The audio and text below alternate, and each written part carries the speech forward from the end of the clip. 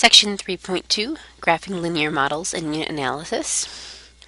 So we're going to start with the definition. Recall that a linear model is a line. Again, that root word of linear is line. It's a line that describes the relationship between two quantities. In the first example, we have the relationship between the profit of a company and the year. So the profit of a company was $20 million in 2005, and each year the profit increased by $3 million. We're going to write an equation here after we complete this table. So if the year is 2005, what is our t value? T is years since 2005, so t will be 0. 2005 is 0 years since 2005. And in 2005, the profit is $20 million.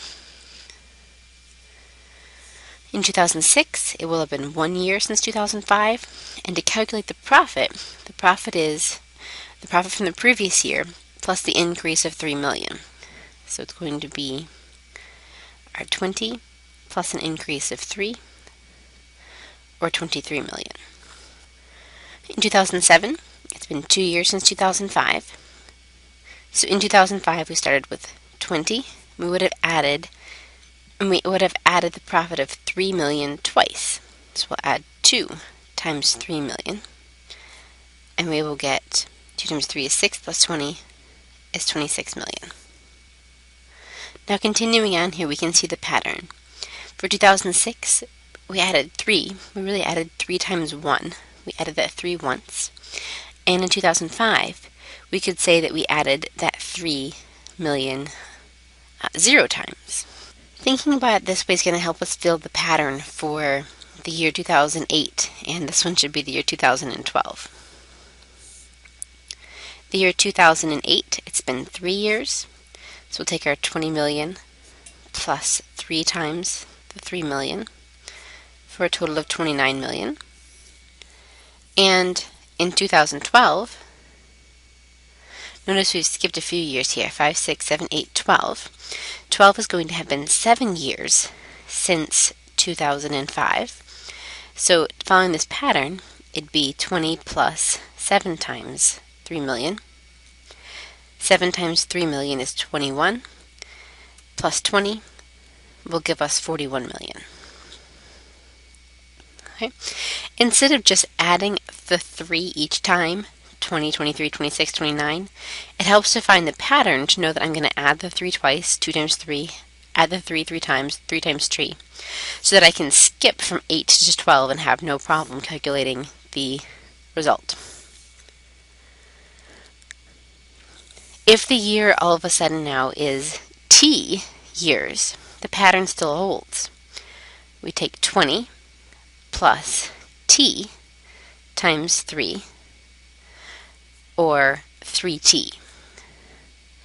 So we can say 20 plus 3t is going to be our pattern. Whether we write it as t times 3 or 3t, that's the expression that's going to describe the profit after t years. All right, let's substitute 5 into the equation for t. What does that mean? 20 plus 3 times 5. 3 times 5 is 15, plus 20 is 35. What does that mean? So first of all, the 5 means 5 years since 2005, so 2010. The profit was 35 million. So you'll see a couple questions like this in your homework as well. And it's important that we build the pattern as well as think about the answer. In almost all of these problems, there's going to be an expression that will go in this box instead of just the numeric value. Alright, now I want to graph the equation. Be sure to label the axes and use an appropriate scale. So my axes are going to be t, where t is years since 2005, and p, profit in millions. My t values can start at 0 and increase by 1. And since our p values need to get up to 40 million, let's count by 5s. Alright, so let's go ahead and graph each of these values. We're going to graph the ordered pair 0, 20 for the first one. Our independent value is 0 and our dependent value is 20. And so on until we graph all of our points. Once we have all of our points graphed, Our graph should look about like this. Now we want to go ahead and connect them to be actually graphing the equation. Part C asks us to graph the equation, not just the data. So the graph of the equation is going to be a connected line that goes through our points. This line looks like it's going to be a good representation of all of our points. Let me extend it until it reaches the end of my graph. Alright, the next question is, what is the p-intercept? So the p-intercept is going to be where the graph crosses the p-axis, and the p-intercept is right at this ordered pair. So the p-intercept is the ordered pair 0, 20, and it means that in year 0, 2005, the profit was $20 million. When will the profit be 41 million? 41 million happens to correspond with one of our data points as well, so we can see that showing up on the graph at year 7, which will correspond with that year 2012. Now both of these questions happen to talk about data points that we already had. Let's make a new question to talk about a data point that we don't have. What if we wanted to know when the profit would reach 60 million? 60 million, we would see, corresponds with the t-value of 13 here. So 13 would be what year? If I add 13 to 2005, we come up with the year 2018. So in 2018, the profit will reach 60 million. The previous two questions were both interpolative values, since they are inside the dataset or on the dataset. The 60 million prediction in 2018 is an example of an extrapolation. Let's take a look at the next page. All of the equations, p equals 3t plus 20, or p equals 20 plus 3t, or p equals t times 3 plus 20, or p equals 20 plus t times 3, say the same thing. They describe the same relationship between p and t as the one that we chose. You might note that these two, 20 plus 3t and 20 plus t times 3, were the two that I had written down. I chose to switch my answer to 20 plus 3t because it is preferable to write the variable expression part as 3t instead of t times 3 in parentheses, mostly because it's a simpler expression without requiring those parentheses. If you had your expression in one of the other orders, they're all equally correct. Now we're going to apply a unit analysis of the model. The units on P are in millions of dollars. The units on the 3 are in millions of dollars per year. The per didn't show up right there. That should be a division bar in there. And we're going to be multiplying $3 million per year, that was our increase, by T, the number of years. We're going to be adding the 20, which has units in millions of dollars. So what's going to happen is that when I multiply $3 million per year times years, these are fractions, so the quantity in the denominator will cancel with the quantity in the numerator, leaving me with just millions of dollars here, plus millions of dollars. They have the same unit, millions of dollars plus millions of dollars. They're like terms, they will add to millions of dollars. So our unit analysis shows that we do have the same units on both sides of the equation. How can we use unit analysis to determine if our equations are correct? An equation will only be correct if the units are the same on both sides. If we don't have a situation where we're able to get the exact same units on both sides by canceling something in the multiplication, then our equation is not a correct equation. So the equation is correct if and only if the units are the same on both sides. In example 2, we want to balance a person's checking account. In 2005, they had a balance of $15,000. Each year the balance decreases by $2,000. So we're going to do something similar to what we did in the last example. In 2005 itself is 0 years since 2005. 2006 is 1 year since, 2 years, 3 years, and again that should be 2012. 2012 is 7 years. So we want to form a pattern here. So the patterns are going to start off with, in 2005, the balance is $15,000. In 2006, the balance is $15,000, but that has been decreased by $2,000 per year. So it's been decreased by $2,000 once. The following year, $15,000 has been decreased by $2,000 twice. In the third year since 2005, your 15,000 has been decreased by 2,003 times. And if you jump ahead in the seventh year, 15,000 has been decreased by 2,007 times. Okay?